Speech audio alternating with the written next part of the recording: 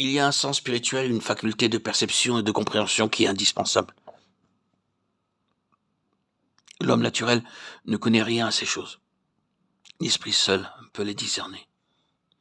Or, cette faculté que nous appelons l'intelligence spirituelle, la connaissance spirituelle, ce sens intérieur, qui est une telle bénédiction une fois acquis, doivent être développés.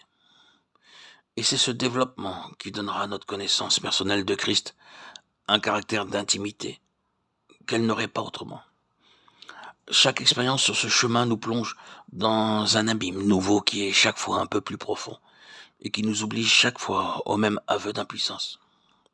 N'ayant pas en nous-mêmes les ressources qui sont nécessaires pour triompher de la situation, nous apprenons dans la détresse que Christ a justement ce qui nous manque. Nous le prenons de sa main, et c'est ainsi que chaque extrémité est pour nous une occasion de croissance, de par la nécessité où nous sommes de recevoir de Christ quelque chose de plus.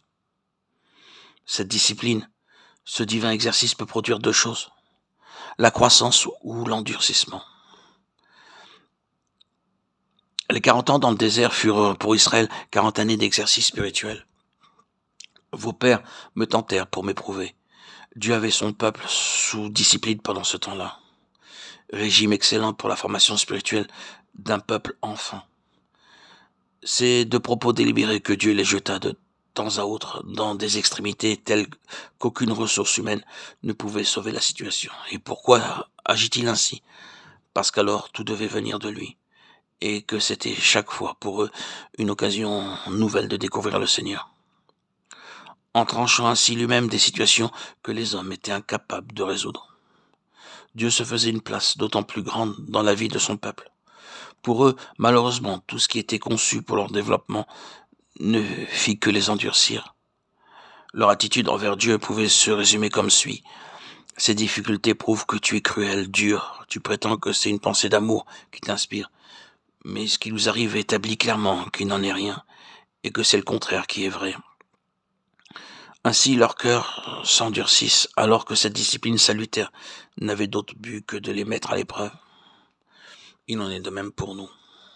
Il faut faire preuve de capacité si l'on veut prétendre à de l'avancement.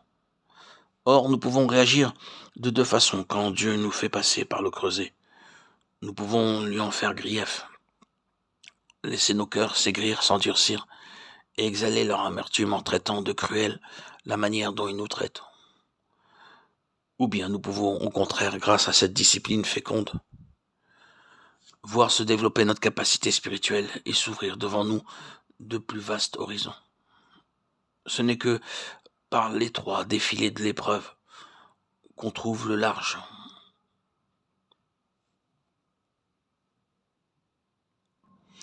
Pour tenir le monde sous son sceptre, dans l'économie future, Dieu aura besoin d'instruments intelligents et bien préparés spirituellement. C'est par ce chemin-là qu'il faut passer, si nous voulons en être.